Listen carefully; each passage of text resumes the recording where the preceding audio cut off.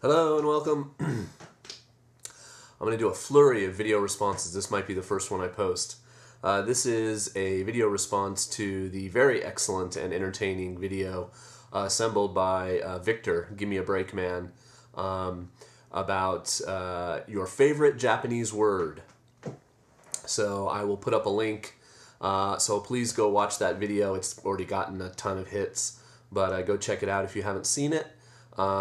I think he sent me something, or maybe he just solicited responses openly for this, and he obviously got a ton of people to send in their video, and I wish I had had time to send in mine, because I have I have a favorite word, which I'll get to in a second. I can't make a short video by now, and nobody else picked it, so that's kind of cool. So my favorite Japanese word, single word, is omigoto. Omigoto. Omigoto kind of means fantastic, or excellent, or really good. But it's really not used that often. Anytime I would use it, Japanese people would smile at me like, okay, crazy person. I think it's probably a little old-fashioned now, perhaps. But anyway, people would say, how was dinner last night? I go, omigoto.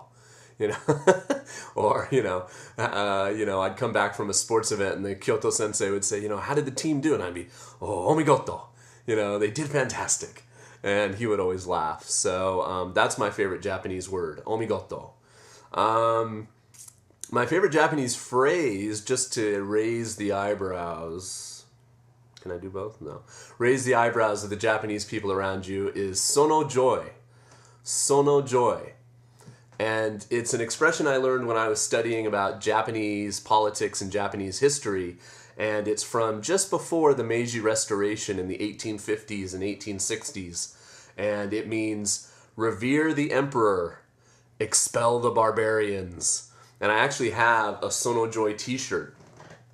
I took a calligraphy class one time on, writing kanji with a brush and ink, and so they were like, okay, just pick a phrase or pick something and write it. So I did it all nice and used the kanji for it, and I put it up in my office, and anytime a teacher would see it, they'd be like, do you know what this means? And I'd be like, yeah. And it was like my ironic joke that I think only I got.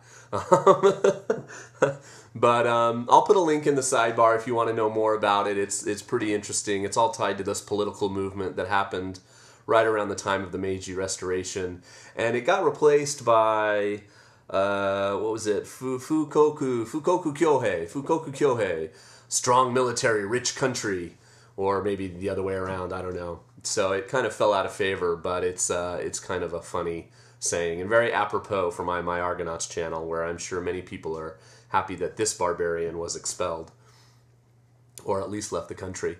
Okay, and lastly, my favorite kind of Japanese words to pick up, though, and use, at least when I was with my students, because, adults don't use them, were the slang of my students. And I've talked about this in other videos where, they'll take something like, arigato gozaimasu, and smash it together so it becomes Azasu.